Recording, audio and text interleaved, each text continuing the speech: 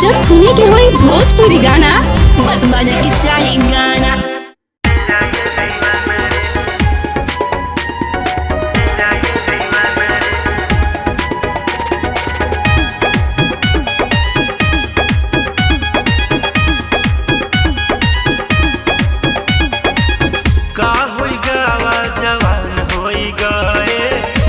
लड़कैया न हम भूल पाए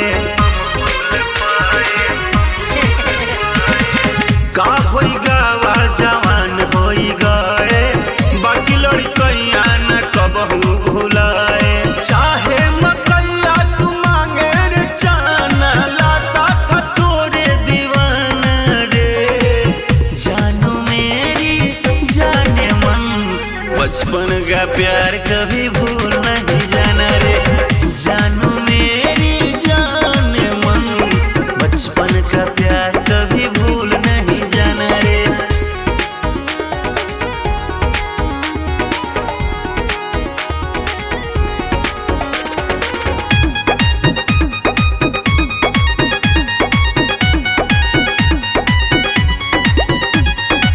तलवा तलहिया में बहिया पकड़ के रे चढ़ती थी संग में किनारे। छोटी उमरिया में गरजे बिजुरिया तो छुप जाती थी आके आड़े। छोटा छोटा बाल तेरा उसमें बुरा हाल तेरा याद करो जानू। आके इस कुलिया में नहीं हो खाती मेरे बिना तुम खाना रे। जानू मेरी जाने मन बचपन का प्यार कभी भूल नहीं जाना रे। जानू मेरी जाने मन तेरे बिना मर जाए तेरा ये दीवाना रे।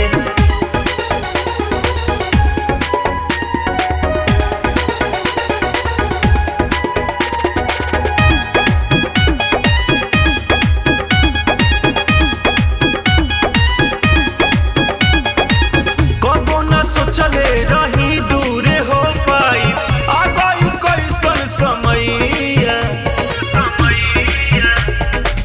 कैसे राकेश के भुला जइबू बे दादा पढ़ल साथ में पढ़ैया।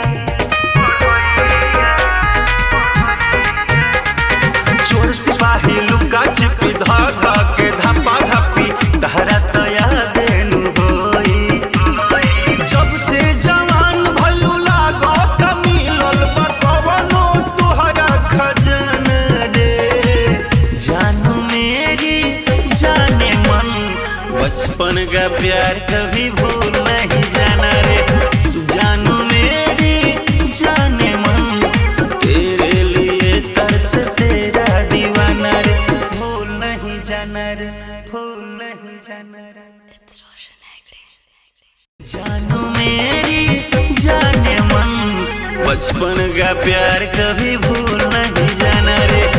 जानू मेरी जाने मन बचपन का प्यार